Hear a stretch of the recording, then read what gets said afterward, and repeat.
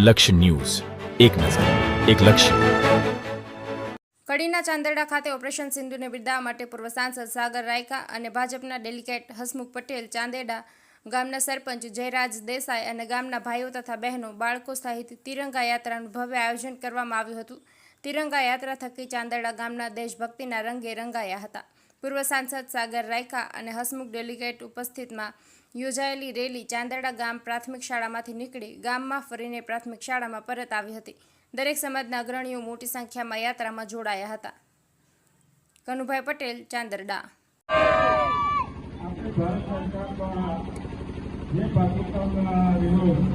Operation Sindhu કરે એમાં આપણા લશ્કરના અને ભારત સરકારના ટેકા સ્વરૂપે વગેરે મુકામે રાખે તિરંગા યાત્રાનું આજે અમે વધારે મહેસાણાથી સાગરભાઈ રાયકા સાહેબ, વગેરે ગામના પૂર્વ સરપંચ શ્રી જયરામભાઈ દેસાઈ અને સમસ્ત ગામજનો દ્વારા જે તિરંગા યાત્રાનું આયોજન કરે તેમાં મોટી સંખ્યામાં વગેરે ગામમાંથી પધારે દરેક મિત્રોને અમારા તરફથી ખૂબ ખૂબ ધન્યવાદ. ભારત માતા કી જય. ભારત માતા કી જય. ભારત માતા કી જય.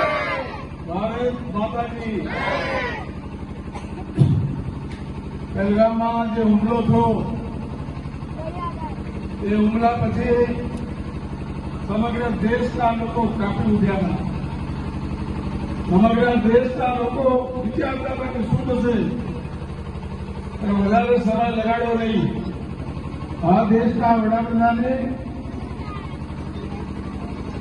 લશ્કરને જે છૂટ આપી ન્યાય આપવાની એ આપણા લશ્કરે કરવાનું બધું જ કરી લીધું. પાકિસ્તાનની સુરંગો ફૂટી નહીં અને આપણી મિસાઇલો મજબૂત રહી. આપણા દેશનું ગૌરવ વધ્યું અને જેમ દિવાળીમાં ટેકા ફૂટે એના કરતા પણ વધારે સંખ્યામાં આપણી મિસાઇલો ફૂટી. બહુ જગ્યા લઈ ગયા સિંધુ મિટાવવાવાળા લોકો.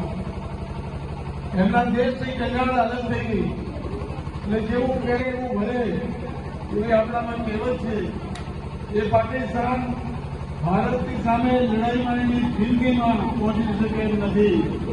એવા સંજોગોમાં એણે જે અડકનું કર્યું હતું એ અડકલાનો જે જવાબ આપણા દેશના વડાપ્રધાન, આપણી લશ્કર અને જે સૈનિકોએ જે કામ કર્યું, લશ્કરનું પણ પહેલું છે.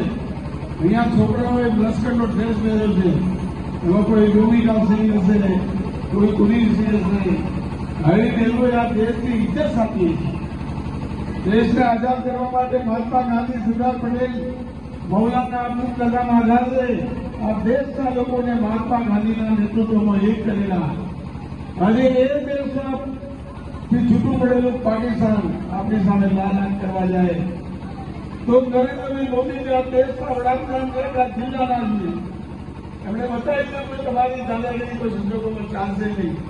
10 દિવસ ચૂપ રહ્યા, શાંત રહ્યા અને એમને જે ગોઠવવાનું તે ગોઠવ્યું. અને વિશ્વએ નોંધ દીધી કે ભારતની સાથે કોઈએ ક્યાંય કશું કરવાનું નથી.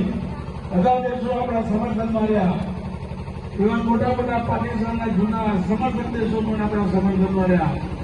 ભારતનું આપણું મસ્તક ઊંચું રહ્યું એ આપણા સૈનિકોના આભારી છે. સૈનિકો જે રીતે તૂટી પડ્યા, ભયંકર પરિણામ લાવી શક્યા, એ સૈનિકોને સલામ છે. આપણે સૈનિકોને ખૂબ ખૂબ અભિનંદન આપીએ છીએ. હું ચાંદરડા ગામના સૌ નવયુવાનો અહીંયા છો. આવતીકાલના તમે આ દેશના વડાપ્રધાન થશો, આ દેશના ગૃહમંત્રી થશો. અમને પણ આટલી નાની ઉંમરમાં આ બધું જોવા મળ્યું. તમે પણ ભાગ્યશાળી છો અને સૌથી વધારે તો ભાગ્યશાળી કે ચાંદરડા ગામમાં આ તિરંગા યાત્રાનો ઝંડો લઈને મને નીકળવાની જગ્યા મળી. એના માટે હું સૌ ગ્રામજનોનો, આગેવાનોનો, અહીં જયરામભાઈ, આપણા હસમુખભાઈ, આ બધાનો ખૂબ ખૂબ ગમન છું. જય ભારત, જય હિન્દ.